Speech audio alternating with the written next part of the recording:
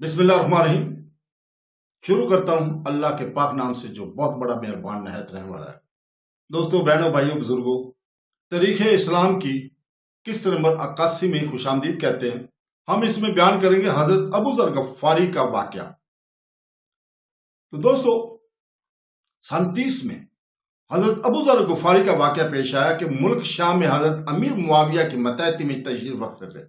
وہاں انہوں نے ایت کریمہ کہ معنی اور مطالب میں امیر معاویہ سے مخالفت کی۔ ابو ذر غفاری فرماتے تھے کہ روپیہ جمع کرنا اور سب کا سب راہ الہی میں خرچ نہ کر دینا کسی طرح جائز نہیں، اور حضرت امیر معاویہ فرماتے تھے کہ انفاق فی سبیل اللہ سے مراد زکوٰۃ کا ادا کرنا ہے۔ جس روپیہ کو زکوٰۃ ادا کری جائے اس کا جمع ہونا گناہ نہیں ہے۔ اگر بلا شرط روپیہ کا جمع کرنا گناہ ہوتا تو قرآن کریم میں ترکہ کا تقسیم اور وراثت کا حصہ کا ذکر نہ ہوتا۔ حضرت ابو ذر غفاری نے اس عقیدے کا حال وہاں کے لوگوں کو معلوم ہوا تو سب سے پہلے ان کا مذاق اڑایا اور نوم اور لوگ خاص کر زیادہ تخسر اڑانے لگے۔ حضرت ابو ذر غفاری کا اسرار بھی ترقی کرتا گیا، یہاں تک کہ نوبت پہنچی کہ حضرت امیر معاویہ نے حضرت عثمان غنی کو اس قضیے کی اطلاع دی۔ خلیفہ وقت نے حکم بھیجا کہ حضرت ابو ذر غفاری کو نہایت تکریم کے ساتھ مدینہ منورہ کی طرف روانہ کر دو۔ مدینہ میں آ کر ابو ذر غفاری نے اپنے عقیدے کا اعلان شروع کر دیا۔ چونکہ ان کے مزاج میں درستی تھی، لہذا لوگ ان سے عموماً چشم پوشی اور درگزر ہی کرتے تھے، لیکن یہاں بھی نو عمر اور خوش طبع لوگ موجود تھے، وہ کبھی نہ کبھی ان کو چھیڑ ہی دیتے تھے۔ اتفاقاً اسی عرصہ میں حضرت عبد الرحمن عوف کی وفات ہوئی۔ وہ بہت مالدار شخص اور عشرہ مبشرہ میں شامل تھے۔ کسی نے حضرت ابو ذر غفاری سے کہا کہ عبد الرحمن نے اس قدر دولت چھوڑی ہے، اس کے نسبت آپ کا کیا حکم؟ انہوں نے بلا تعامل حضرت عبد الرحمن پر بھی اپنا فتویٰ جاری کر دیا۔ اس پر حضرت کعب عبار جو حضرت فاروق اعظم کے عہد خلافت میں مسلمان ہوئے تھے اور بنی اسرائیل کے زبردست عالم تھے، مترز ہوئے۔ ابو ذر غفاری نے یہ کہہ کر اسے یہودی تجھ کو ان مسائل سے کیا واسطہ، اپنے عصا اٹھایا اور کعب پر حملہ آور ہوئے۔ کعب عبار بھاگے اور حضرت عثمان غنی کے مجلس کی طرف گئے۔ ان کے پیچھے پیچھے ابو ذر غفاری بھی اپنے عصا لیے ہوئے پہنچے۔ بڑی مشکل سے حضرت عثمان غنی کے غلاموں نے کعب عبار کو بچایا اور حضرت ابو ذر غفاری کو باز رکھا۔ حضرت ابو ذر غفاری کا غصہ جب فرغ ہوا تو وہ خود حضرت عثمان غنی کی خدمت میں حاضر ہوئے اور کہا کہ میرا عقیدہ یہی ہے کہ سب کا سب مال اللہ کی راہ میں خرچ کر دینا واجب ہے۔ شام کے لوگوں نے میری مخالفت کی اور مجھ کو ستانا چاہا۔ اب مدینہ میں بھی لوگ اسی طرح میری مخالفت کرنے لگے۔ آپ بتائیں کہ میں کیا تدبیر کروں اور کہاں چلا جاؤں؟ اس پر حضرت عثمان غنی نے ان کو مشورہ دیا کہ آپ مدینہ سے باہر کسی گاؤں میں سکونت اختیار فرما لیں۔ چنانچہ حضرت ابو ذر غفاری مدینہ سے 3 میل کے فاصلے پر مقام موضع ربضہ میں جا کر سکون پذیر ہوئے۔ حضرت صلی اللہ علیہ وسلم کی انگشتری میں جس سے خطوط اور فرامین مہر کیا کرتے تھے، وفات نبوی کے بعد حضرت عائشہ صدیقہ رضی اللہ تعالیٰ کے پاس تھی۔ حضرت عائشہ نے وہ انگوٹھی جب کہ صدیق اکبر خلیفہ منتخب ہو گئے تھے ان کے سپرد کر دی۔ صدیق اکبر کے بعد وہ انگوٹھی فاروق اعظم کے پاس رہی۔ فاروق اعظم نے جب کہ انتخاب کا کام اصحاب شورا کے سپرد کیا، وہ انگوٹھی ام المومنین حضرت حفصہ کو سپرد کر دی کہ جو شخص خلیفہ منتخب ہو اس کو پہنچا دی جائے۔ جب حضرت عثمان غنی خلیفہ مقرر ہوئے تو حضرت حفصہ نے وہ انگشتری ان کی خدمت میں پہنچا دی۔ اسی سال یعنی 30 میں مدینہ میں وہ 2 میل کے فاصلے پر ایک کنویں میں جس کا نام بیرار ریس ہے، وہ انگشتری حضرت عثمان کے ہاتھ سے گر گیا۔ اس کنویں کا تمام پانی سینچ دیا گیا اور انگوٹھی کے لیے بڑی تلاش و کوشش کی گئی، لیکن وہ کہیں ہاتھ نہ آئی۔ خاتم نبی صلی اللہ علیہ وسلم کے اس طرح غائب ہو جانے سے حضرت عثمان غنی کو سخت ملال ہوا۔ اسی وقت سے حضرت عثمان غنی پر حادثات و دفن کا نزول شروع ہوا۔ حضرت عثمان غنی نے اس انگوٹھی کی گم ہو جانے پر ایک اور انگوٹھی بالکل اسی طرح، اسی نمونہ اور اسی شکل و شمائل کی طرح بنوا لی تھی۔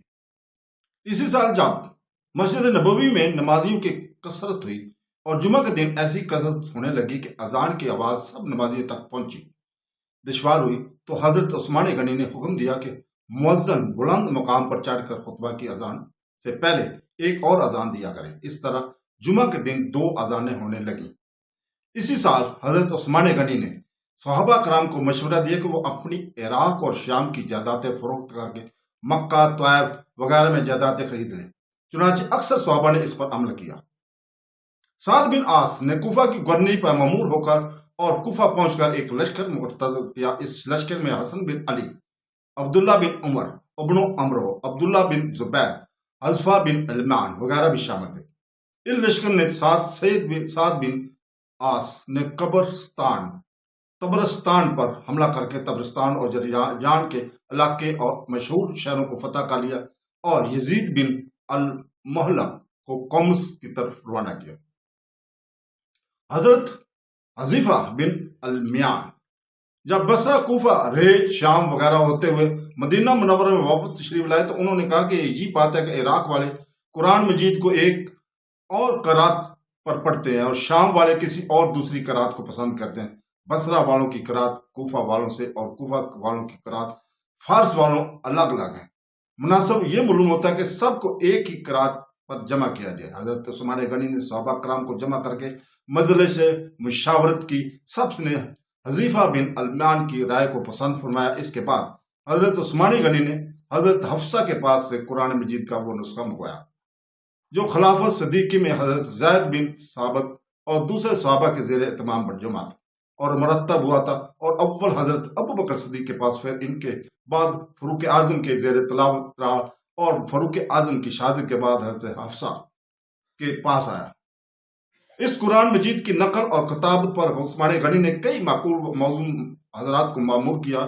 جب بہت سی نقلیں تیار ہو گئیں تو ایک نسخہ بڑے بڑے شہروں میں بھیج کر ساتھ ہی حکم دیا کہ سب اسی کے موافق قرآن مجید نقل کرا لیں، اور پہلی جو نقل جس کے پاس ہو وہ جلا دی جائے۔ کوفہ میں جب قرآن مجید پہنچا تو صحابہ کرام بہت خوش ہوئے، لیکن عبداللہ بن مسعود نے اپنی قرات پر اصرار کیا۔ دربار خلافت جو احکام جاری ہوئے ان کے موافق حرم بن حیان، حرس بن راشد بلا وقاص کے اضلاع میں، بن قیس خراسان میں، اور حبیب بن قمرہ میں، خالد بن عبداللہ اور قیس بن اوسر میں مقرر ہوئے۔ خراسان کے کئی شہروں میں بغاوت نمودار ہوئی۔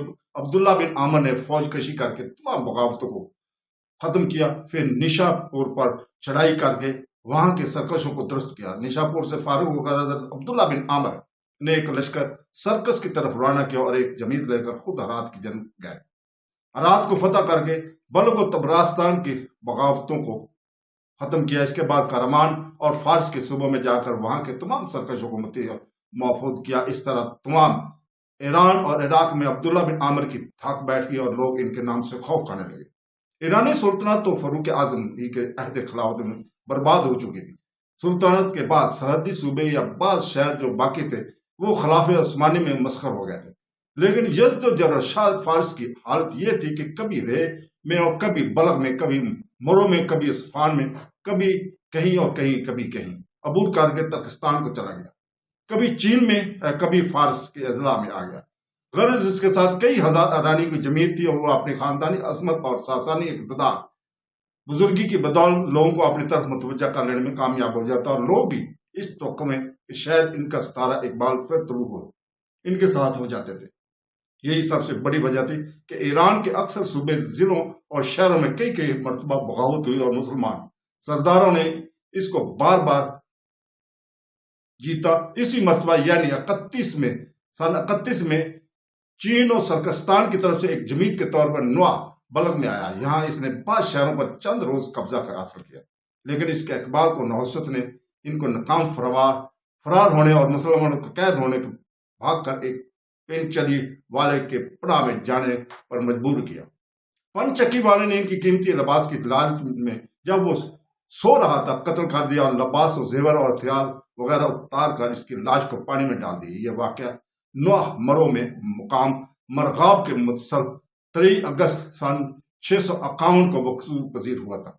یزوجرو کے 4 سال تو عیش و عشرت کی حالت میں گزرے، 16 برس تباہی اور بربادی میں بسر ہوئے۔ ان 16 برس میں آخری 10 سال مفروری کے عالم میں گزرے۔ اس کے بعد ایرانی فتنے سب ختم ہو گئے۔ اسی سال محمد بن ابی حذیفہ اور محمد بن ابی بکر نے جو مصر میں والی مصر عبداللہ بن سعد بن ابی سرا کے پاس مقیم تھے۔ عبداللہ بن سعد نے مخالفت اور ناخوشی کا اظہار کیا۔ عبداللہ بن سعد کے ساتھ ان دونوں بزرگوں کی ناخوشی بڑھتے بڑھتے یہاں تک پہنچی کہ انہوں نے علانیہ حضرت عثمان غنی پر اعتراض و طعن کیا کہ انہوں نے عبداللہ بن سعد جیسے شخصوں کو جن سے حضور پاک صلی اللہ علیہ وسلم ناخوش رہتے تھے صوبوں کا گورنر بنا دیا، اور ان کی زیادتیاں اور مظالم دیکھ کر بھی معذور نہیں کرتے۔ سن 31 کے ماہ ذی الحج میں جب عبداللہ بن عامر حج اور بیت اللہ کے لیے خانہ کعبہ کی طرف روانہ ہوئے تو ملک ایران کے ایک ایرانی سردار مسیمی کارن نے ملک کے مختلف صوبوں سے 40,000 کا ایک لشکر جمع کر کے ایرانی صوبوں پر قبضہ کر لینے کا مناسب موقع پایا۔ کارن اس شرارت اور دلیری کے مقابلے میں عبداللہ بن حازم ایک سردار نے صرف چند ہزار مسلمانوں کی جماعت سے وہ کارنامہ کیا کہ ایرانیوں کو سخت ترین ذلت اور نامرادی کے ساتھ شکست کھانی پڑی۔ عبداللہ بن حازم اپنی 3-4 ہزار جماعت کو لے کر ایرانی کو 40,000 لشکر کی طرف روانہ ہوئے۔ قریب پہنچ کر انہوں نے مجاہدین کو حکم دیا کہ اپنے اپنے نیزوں کو کپڑا لپیٹ لیں اور کپڑے تیل اور چربی سے تر کھا لیں۔ جب لشکر کارن کے قریب پہنچا تو شام ہو کر رات ہو چکی تھی۔ عبداللہ بن حازم نے حکم دیا کہ تمام نیزوں کے کپڑوں کو آگ لگا دیں اور دشمن پر حملہ آور ہوں۔ اس اچانک حملہ آوری اور شعلوں کی روشنی دیکھ کر ایرانی حواس باختہ ہو کر بھاگے اور کسی کو مقابلہ کرنے کا ہوش نہ رہا۔ مسلمانوں نے بہتوں کو قتل کیا، بہتوں کو گرفتار کیا، بہت سے اپنی جان بچا کر بھاگ گئے، اور عبداللہ بن عامر حج بیت اللہ سے فارغ ہو کر مدینہ منورہ حضرت عثمان کی خدمت میں حاضر ہوئے۔ بعض روایت کے مطابق حضرت عبدالرحمن بن عوف نے 85 برس کی عمر میں اسی سال یعنی 32 میں وفات پائی اور بہت سی دولت اور اولاد چھوڑی۔ ولید بن عقبہ کی معزولی کے بعد کوفہ کی گورنری پر سعد بن عاص مقرر ہوئے تھے۔ جیسا کہ ہم بیان کر چکے ہیں، سعد بن عاص نے کوفہ میں پہنچ کر اہل کوفہ کی دلجوئی اور مداد میں کوئی کوتاہی نہ کی۔ مالک بن حارث جو مالک بن اشتراح کے نام سے مشہور ہے، ثابت بن قیس ہمدانی اور بن قیس اور ان کی اسران کے زیادہ تر ہم سب سعد بن عاص کی صحبت میں آ کر بیٹھتے اور بے تکلفانہ باتیں کرتے۔ کبھی ہنسی مذاق کی باتیں بھی ہو جاتی۔ ایک روز سعد بن عاص گورنر کوفہ کی زبان سے نکلا کہ یہ علاقہ تو قریش کا باغ ہے۔ یہ سن کر مالک اشترا نے فوراً غصے کے لہجے میں کہا کہ جس علاقے کو اللہ تعالیٰ نے ہماری تلواروں کے زور سے فتح کیا ہے، تم اس کو اپنی قوم کا پستان خیال کرتے ہو۔ ساتھ ہی دوسرے لوگوں نے اس قسم کی باتیں شروع کی۔ شور بلند ہوا۔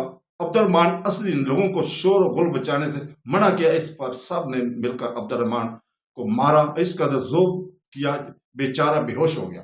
اس واقعے کے بعد سعد بن عاص نے رات کو صحبت موقوف کر کے درباری مقرر کر دیے کہ لوگوں کو آنے سے باز رکھے۔ اس رات کے روزانہ مجلس کے برخاست ہونے کا لوگوں کو بہت ملال ہوا، اور اب عام طور پر 2-4 آدمی مل کر بیٹھتے اور کھڑے ہوتے تھے۔ سعد بن عاص کی اور ان کے ساتھ حضرت عثمان غنی کی بھی شکایت زبان پر لاتے۔ ان شکایت کرنے والوں کی اور بہت سے بازاری آدمی جمع ہو جاتے تھے۔ تو دوستو، اس کے ساتھ ہی ہم اجازت چاہتے ہیں۔ کل ہم آپ کے سامنے دوبارہ حاضر ہوں گے۔ اللہ حافظ۔